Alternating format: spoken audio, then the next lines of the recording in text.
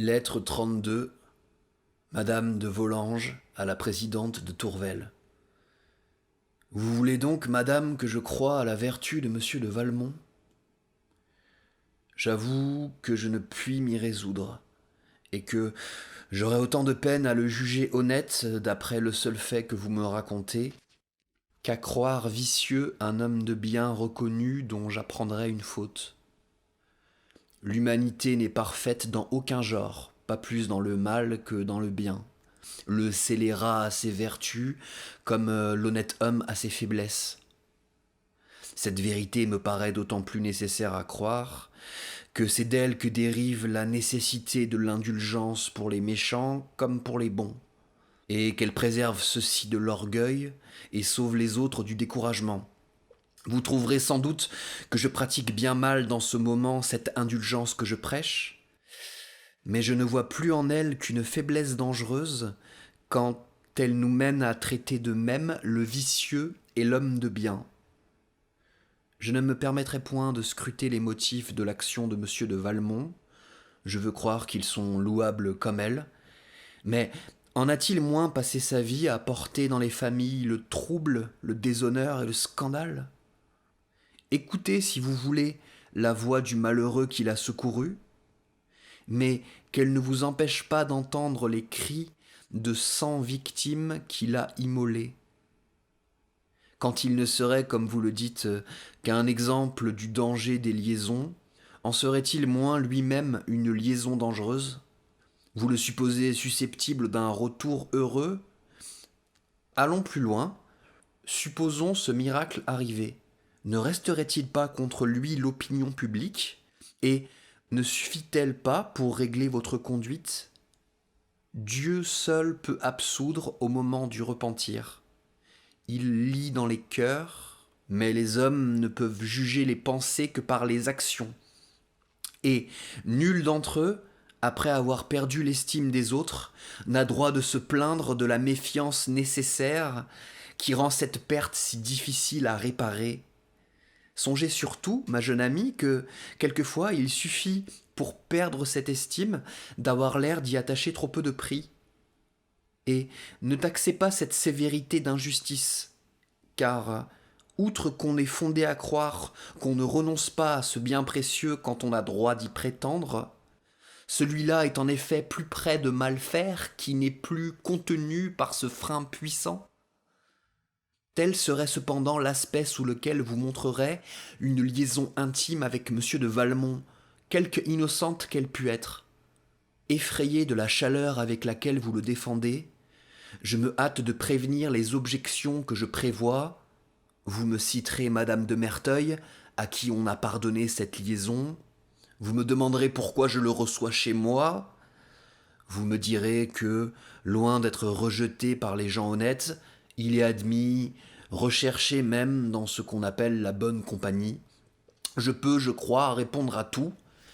D'abord, madame de Merteuil, en effet très estimable, n'a peut-être d'autre défaut que trop de confiance en ses forces. D'abord, madame de Merteuil, en effet très estimable, n'a peut-être d'autre défaut que trop de confiance en ses forces. C'est un guide adroit qui se plaît à conduire un char entre les rochers et les précipices, et que le succès seul justifie. Il est juste de la louer. Il serait imprudent de la suivre. Elle-même en convient et s'en accuse. À mesure qu'elle a vu davantage, ses principes sont devenus plus sévères, et je ne crains pas de vous assurer qu'elle penserait comme moi. Quant à ce qui me regarde, je ne me justifierai pas plus que les autres. Sans doute, je reçois monsieur de Valmont, et il est reçu partout. C'est une inconséquence de plus à ajouter à 1000 autres qui gouvernent la société. Vous savez comme moi qu'on passe sa vie à les remarquer, à s'en plaindre et à s'y livrer. Monsieur de Valmont, avec un beau nom, une grande fortune, beaucoup de qualités aimables, a reconnu de bonne heure que pour avoir l'empire dans la société, il suffisait de manier avec une égale adresse la louange et le ridicule. Nul ne possède comme lui ce double talent. Il séduit avec l'un et se fait craindre avec l'autre. On ne l'estime pas, mais on le flatte. Telle est son existence au milieu du monde qui, plus prudent que courageux, aime mieux le ménager que le combattre. Mais ni Madame de Merteuil elle-même, ni aucune autre femme n'oserait sans doute aller s'enfermer à la campagne, presque en tête-à-tête avec un tel homme. Il était réservé à la plus sage, à la plus modeste d'entre elles, de donner l'exemple de cette inconséquence. Pardonnez-moi ce mot, il échappe à l'amitié. Ma belle amie, votre honnêteté même vous trahit par la sécurité qu'elle vous inspire. Songez donc que vous aurez pour juge, d'une part, des gens frivoles qui ne croiront pas à une vertu dont ils ne trouvent pas le modèle chez eux, et de l'autre, des méchants qui feindront de n'y pas croire pour vous punir de l'avoir eu. Considérez que vous faites, dans ce moment, ce que quelques hommes n'oseraient pas risquer. En effet, parmi les jeunes gens dont M. de Valmont ne s'est que trop rendu l'oracle, je vois les plus sages craindre de paraître liés trop intimement avec lui. Et vous, vous ne le craignez pas. Ah, revenez, revenez, je vous en conjure. Si mes raisons ne suffisent pas pour vous persuader, cédez à mon amitié. C'est elle qui me fait renouveler mes instances, c'est à elle à les justifier. Vous la trouvez sévère, et je désire qu'elle soit inutile, mais j'aime mieux que vous ayez à vous plaindre de ma sollicitude que de sa négligence. Vous la trouvez sévère, mon amitié, et je désire qu'elle soit inutile, mais j'aime mieux que vous ayez à vous plaindre de ma sollicitude que de sa négligence. Lettre du 24 août. Lettre 33. La marquise de Merteuil au vicomte de Valmont. Dès que vous craignez de réussir, mon cher vicomte, dès que votre projet est de fournir des armes contre vous, et que vous désirez moins de vaincre que de combattre, je n'ai plus rien à dire. Votre conduite est un chef-d'œuvre de prudence. Elle en serait un de sottise dans la supposition contraire. Et, pour vous parler vrai, je crains que vous ne vous fassiez illusion. Ce que je vous reproche n'est pas de n'avoir point profité du moment. D'une part, je ne vois pas clairement qu'il fût venu. De l'autre, je sais assez, quoi qu'on en dise, qu'une occasion manquée se retrouve, tandis qu'on ne revient jamais d'une démarche précipitée. Mais la véritable école est de vous être laissé aller à écrire. Je vous défie à présent de prévoir où ceci peut vous mener. Parenthèse, une école, c'est une faute d'écolier, donc c'est la véritable faute. Je reprends la phrase. Mais la véritable école est de vous être laissé aller à écrire. Je vous défie à présent de prévoir où ceci peut vous mener. Par hasard, espérez-vous prouver à cette femme qu'elle doit se rendre ? Il me semble que ce ne peut être là qu'une vérité de sentiment et non de démonstration, et que, pour la faire recevoir, il s'agit d'attendrir et non de raisonner. Mais à quoi vous servirait-il d'attendrir par lettres, puisque vous ne seriez pas là pour en profiter ? Quand vos belles phrases produiraient l'ivresse de l'amour, vous flattez-vous qu'elles soient assez longues pour que la réflexion n'ait pas le temps d'en empêcher l'aveu ? Songez donc à celui qu'il faut pour écrire une lettre, à celui qui se passe avant qu'on la remette, et voyez si, surtout une femme à principe comme votre dévote, peut vouloir si longtemps ce qu'elle tâche de ne vouloir jamais. Cette marche peut réussir avec des enfants qui, quand ils écrivent « je vous aime », ne savent pas qu'ils disent « je me rends ». Mais la vertu raisonneuse de Madame de Tourvel me paraît fort bien connaître la valeur des termes. Aussi, Malgré l'avantage que vous aviez pris sur elle dans votre conversation, elle vous bat dans sa lettre. Et puis, savez-vous ce qui arrive? Par cela seul qu'on dispute, on ne veut pas céder. À force de chercher de bonnes raisons, on en trouve. On les dit, et après on y tient. Non pas tant parce qu'elles sont bonnes, que pour ne pas se démentir.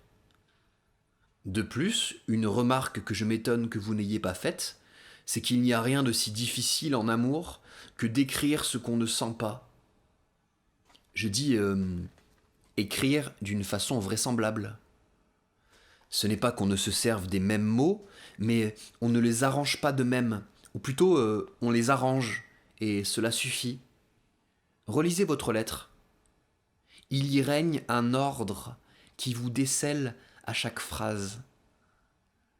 Je veux croire que votre présidente est assez peu formée pour ne s'en pas apercevoir, mais qu'importe. L'effet n'en est pas moins manqué.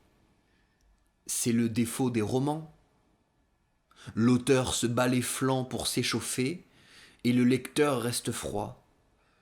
Héloïse est le seul qu'on en puisse accepter, et, malgré le talent de l'auteur, cette observation m'a toujours fait croire que le fond en était vrai. Parenthèse, Héloïse, c'est le roman de Jean-Jacques Rousseau, La Nouvelle Héloïse. Je reprends. Héloïse est le seul qu'on puisse accepter, et malgré le talent de l'auteur, cette observation m'a toujours fait croire que le fond en était vrai. Il n'en est pas de même en parlant. L'habitude de travailler son organe y donne de la sensibilité. La facilité des larmes y ajoute encore. L'expression du désir se confond dans les yeux avec celle de la tendresse. Enfin, le discours moins suivi amène plus aisément cet air de trouble et de désordre qui est la véritable éloquence de l'amour. Et surtout, la présence de l'objet aimé empêche la réflexion et nous fait désirer d'être vaincus. Croyez-moi, vicomte, on vous demande de ne plus écrire, profitez-en pour réparer votre faute, et attendez l'occasion de parler. Savez-vous que cette femme a plus de force que je ne croyais? Sa défense est bonne, et sans la longueur de sa lettre et le prétexte qu'elle vous donne pour rentrer en matière dans sa phrase de reconnaissance, elle ne se serait pas du tout trahie. Ce qui me paraît encore devoir vous rassurer sur le succès, c'est qu'elle use trop de force à la fois. Je prévois qu'elle les épuisera pour la défense du mot, et qu'il ne lui en restera plus pour celle de la chose. Je vous renvoie vos 2 lettres, et si vous êtes prudent, ce seront les dernières jusqu'après l'heureux moment. S'il était moins tard, je vous parlerai de la petite Volange, qui avance assez vite et dont je suis fort contente. Je crois que j'aurai fini avant vous, et vous devez en être bien honteux. Adieu pour aujourd'hui. Lettre du 24 août. Lettre 34. Le vicomte de Valmont à la marquise de Merteuil. Vous parlez à merveille, ma belle amie, mais pourquoi vous tant fatiguer à prouver ce que personne n'ignore? Pour aller vite en amour, il vaut mieux parler qu'écrire.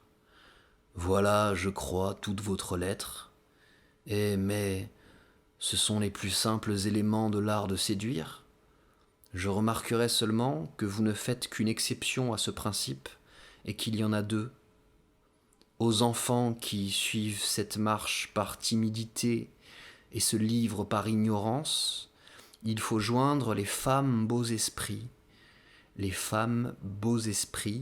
qui s'y laissent engager par amour-propre et que la vanité conduit dans le piège. Par exemple, je suis bien sûr que la comtesse de B, qui répondit sans difficulté à ma première lettre, n'avait pas alors plus d'amour pour moi que moi pour elle, et qu'elle ne vit que l'occasion de traiter un sujet qui devait lui faire honneur. Quoi qu'il en soit, un avocat vous dirait que le principe ne s'applique pas à la question. En effet, vous supposez que j'ai le choix entre écrire et parler, ce qui n'est pas. Depuis l'affaire du 19, mon inhumaine, qui se tient sur la défensive, a mis à éviter les rencontres une adresse qui a déconcerté la mienne. C'est au point que si cela continue, elle me forcera à m'occuper sérieusement des moyens de reprendre cet avantage, car assurément je ne veux être vaincu par elle en aucun genre. Mes lettres mêmes sont le sujet d'une petite guerre. Non contente de n'y pas répondre, elle refuse de les recevoir.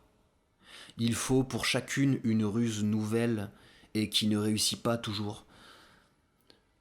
Vous vous rappelez par quel moyen simple j'avais remis la première ?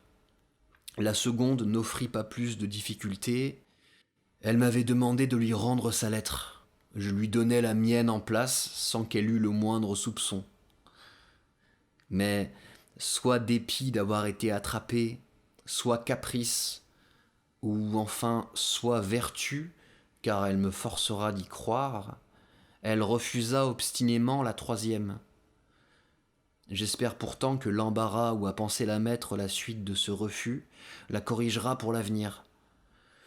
Je ne fus pas très étonné qu'elle ne voulût pas recevoir cette lettre, que je lui offrais tout simplement, c'eût été déjà accordé quelque chose, et je m'attends à une plus longue défense. Après cette tentative, qui n'était qu'un essai fait en passant, je mis une enveloppe à ma lettre, et, prenant le moment de la toilette, où Madame de Rosemonde et la femme de chambre étaient présentes, je la lui envoyai par mon chasseur, avec ordre de lui dire que c'était le papier qu'elle m'avait demandé. J'avais bien deviné qu'elle craindrait l'explication scandaleuse que nécessiterait un refus. En effet, elle prit la lettre, et mon ambassadeur, qui avait ordre d'observer sa figure et qui ne voit pas mal, n'aperçut qu'une légère rougeur et plus d'embarras que de colère. Je me félicitais donc, bien sûr, ou qu'elle garderait cette lettre, ou que, si elle voulait me la rendre, il faudrait qu'elle se trouvât seule avec moi, ce qui me donnerait une occasion de lui parler. Environ 1 heure après, un de ces gens entre dans ma chambre et me remet, de la part de sa maîtresse, un paquet d'une autre forme que le mien, et sur l'enveloppe duquel je reconnais l'écriture tant désirée. J'ouvre avec précipitation. C'était ma lettre elle-même, non décachetée et pliée seulement en 2. Je soupçonne que la crainte que je ne fusse moins scrupuleux qu'elle sur le scandale lui a fait employer cette ruse diabolique. Vous me connaissez ? Je n'ai pas besoin de vous peindre ma fureur.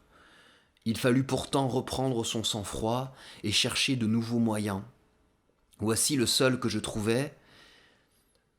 On va d'ici tous les matins chercher les lettres à la poste, qui est à environ 3/4 de lieue.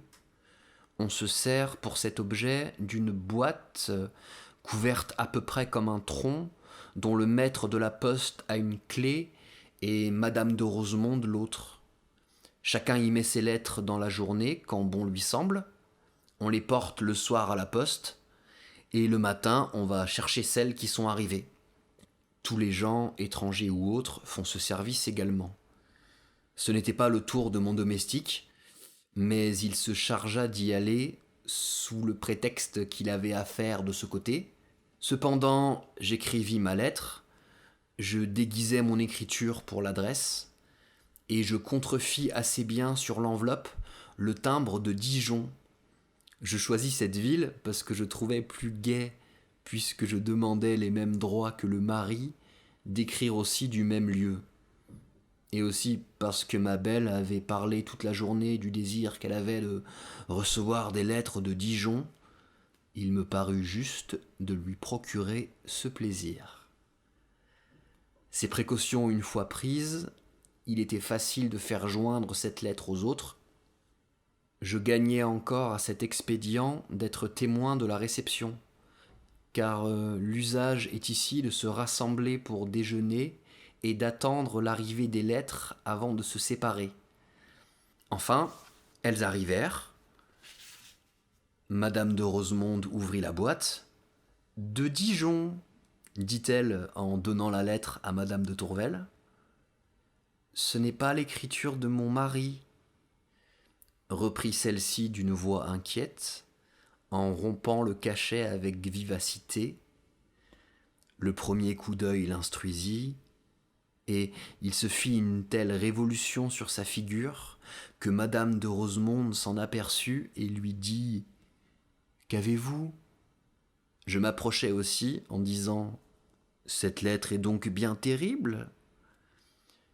La timide dévote n'osait lever les yeux, ne disait mot, et, pour sauver son embarras, feignait de parcourir l'épître qu'elle n'était guère en état de lire. Je jouissais de son trouble, et n'étant pas fâché de la pousser un peu, « Votre air plus tranquille, ajoutai-je, fait espérer que cette lettre vous a causé plus d'étonnement que de douleur ?» La colère alors l'inspira mieux que n'eût pu faire la prudence. La colère alors l'inspira mieux que n'eût pu faire la prudence. Elle contient, répondit-elle, des choses qui m'offensent, et que je suis étonné qu'on ait osé m'écrire. Et qui donc interrompit madame de Rosemonde. Elle n'est pas signée, répondit la belle courroucée, mais la lettre et son auteur m'inspirent un égal mépris. Mais la lettre et son auteur m'inspirent un égal mépris. On m'obligera de ne m'en plus parler. En disant ces mots, elle déchira l'audacieuse missive, en mit les morceaux dans sa poche, se leva et sortit. Malgré cette colère, elle n'en a pas moins eu ma lettre, et je m'en remets bien à sa curiosité du soin de l'avoir lue en entier. Le détail de la journée me mènerait trop loin. Je joins à ce récit le brouillon de mes 2 lettres. Vous serez aussi instruite que moi. Si vous voulez être au courant de ma correspondance, il faut vous accoutumer à déchiffrer mes minutes, car pour rien au monde je ne dévorerais l'ennui de les recopier. Adieu, ma belle amie. Parenthèse, là il parle de déchiffrer ses minutes. Des minutes, c'est les originaux d'un acte juridique.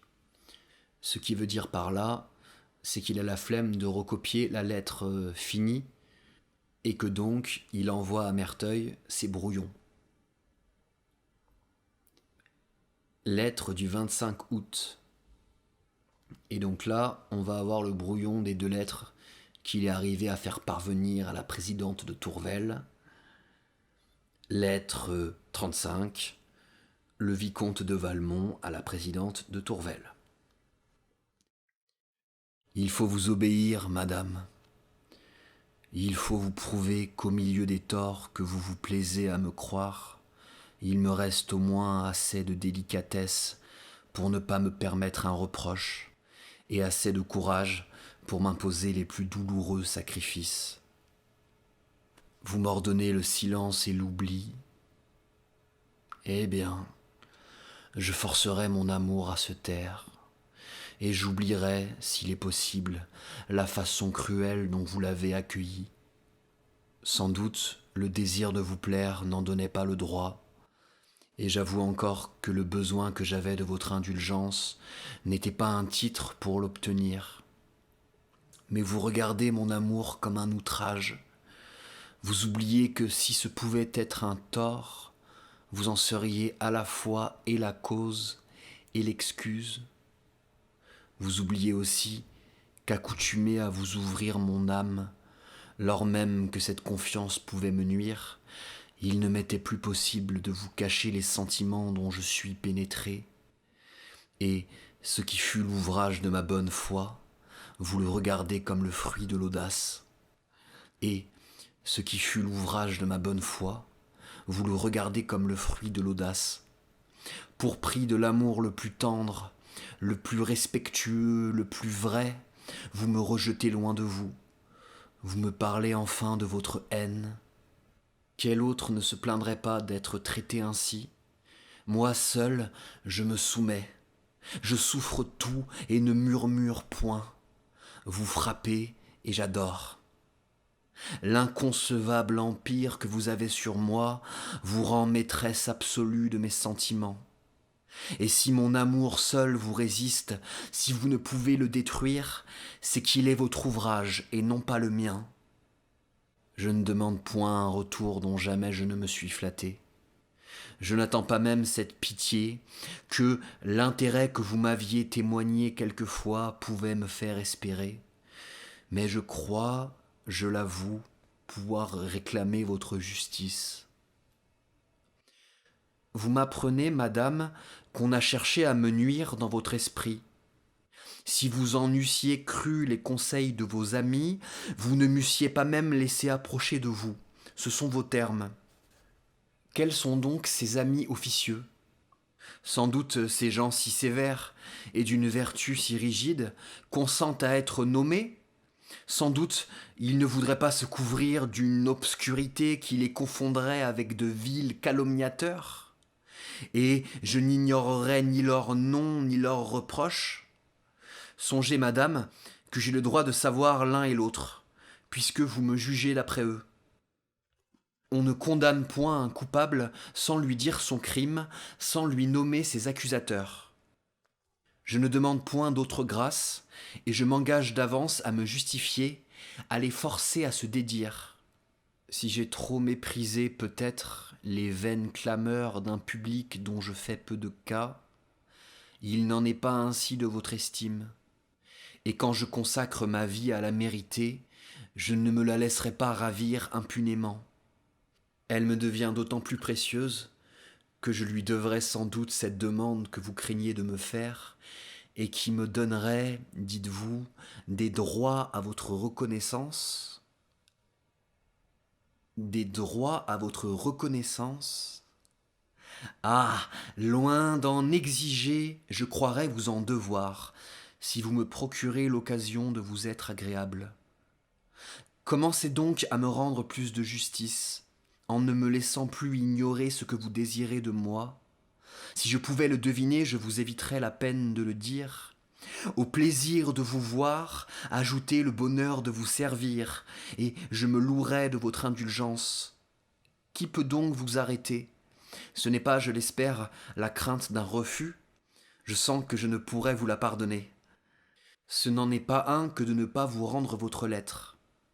Je désire plus que vous qu'elle ne me soit plus nécessaire, mais accoutumé à vous croire une âme si douce, ce n'est que dans cette lettre que je puis vous trouver telle que vous voulez paraître. Quand je forme le vœu de vous rendre sensible, j'y vois que, plutôt que d'y consentir, vous fuiriez à 100 lieues de moi. Quand tout en vous augmente et justifie mon amour, c'est encore elle qui me répète que mon amour vous outrage, et lorsqu'en vous voyant, cet amour me semble le bien suprême, j'ai besoin de vous lire pour sentir que ce n'est qu'un affreux tourment. Vous concevez à présent que mon plus grand bonheur serait de pouvoir vous rendre cette lettre fatale? Me la demander encore serait m'autoriser à ne plus croire ce qu'elle contient. Vous ne doutez pas, j'espère, de mon empressement à vous la remettre. Lettre du 21 août. Lettre 36. Le vicomte de Valmont à la présidente de Tourvel. Timbré de Dijon. C'est la fameuse lettre qu'il a envoyée en faisant croire qu'elle venait de Dijon. Ok. Votre sévérité augmente chaque jour, madame, et si je l'ose dire, vous semblez craindre moins d'être injuste que d'être indulgente. Après m'avoir condamné sans m'entendre, vous avez dû sentir en effet qu'il vous serait plus facile de ne pas lire mes raisons que d'y répondre.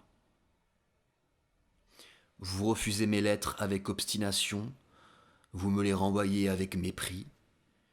Vous me forcez enfin de recourir à la ruse, dans le moment même où mon unique but est de vous convaincre de ma bonne foi. La nécessité où vous m'avez mis de me défendre suffira sans doute pour en excuser les moyens. Convaincu d'ailleurs par la sincérité de mes sentiments, que pour les justifier à vos yeux, il me suffit de vous les faire bien connaître, j'ai cru pouvoir me permettre ce léger détour. J'ose croire aussi que vous me le pardonnerez, et que vous serez peu surprise que l'amour soit plus ingénieux à se produire que l'indifférence à l'écarter. Je reprends cette phrase. J'ose croire aussi que vous me le pardonnerez, et que vous serez peu surprise que l'amour soit plus ingénieux à se produire que l'indifférence à l'écarter. Permettez donc, madame, que mon cœur se dévoile entièrement à vous. Il vous appartient, il est juste que vous le connaissiez. J'étais bien éloigné, en arrivant chez madame de Rosemonde, de prévoir le sort qui m'y attendait. J'ignorais que vous y fussiez, et j'ajouterais, avec la sincérité qui me caractérise, que quand je l'aurais su, ma sécurité n'en eût été point troublée. Non que je ne rendisse à votre beauté la justice qu'on ne peut lui refuser, mais accoutumé à n'éprouver que des désirs, à ne me livrer qu'à ceux que l'espoir encourageait, je ne connaissais pas les tourments de l'amour. Vous fûtes témoin des instances que me fit madame de Rosemonde pour m'arrêter quelque temps. J'avais déjà passé une journée avec vous. Cependant, je ne me rendis, ou au moins je ne crus me rendre qu'au plaisir si naturel et si légitime de témoigner des égards à une parente respectable. Le genre de vie qu'on menait ici différait beaucoup sans doute de celui auquel j'étais accoutumé. Il ne m'en coûta rien de m'y conformer, et, sans chercher à pénétrer la cause du changement qui s'opérait en moi, je l'attribuais uniquement encore à cette facilité de caractère dont je crois vous avoir déjà parlé. Parenthèse, une facilité de caractère, c'est-à-dire que, en gros, il s'adapte à chaque situation, il a un caractère un peu souple. Je reprends. Malheureusement, et pourquoi faut-il que ce soit un malheur? En vous connaissant mieux, je reconnus bientôt que cette figure enchanteresse, qui seule m'avait frappé, était le moindre de vos avantages. Votre âme céleste étonna, séduisit la mienne. J'admirais la beauté, j'adorais la vertu. Sans prétendre à vous obtenir, je m'occupais de vous mériter.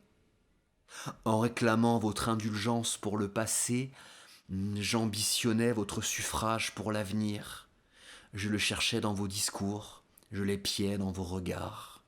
Dans ces regards, d'où partait un poison d'autant plus dangereux qu'il était répandu sans dessein et reçu sans méfiance. Alors, je connus l'amour. Mais que j'étais loin de m'en plaindre.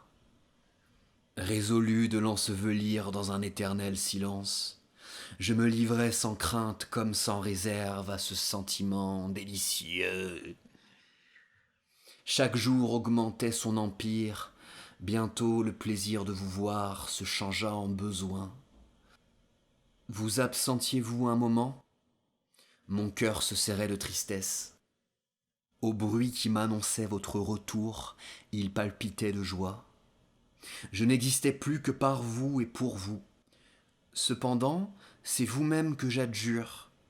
Jamais dans la gaieté des folâtres jeux ou dans l'intérêt d'une conversation sérieuse m'échappa-t-il un mot qui pût trahir le secret de mon cœur? Enfin, un jour arriva où devait commencer mon infortune. Enfin, un jour arriva où devait commencer mon infortune. Et, par une inconcevable fatalité, une action honnête en devint le signal.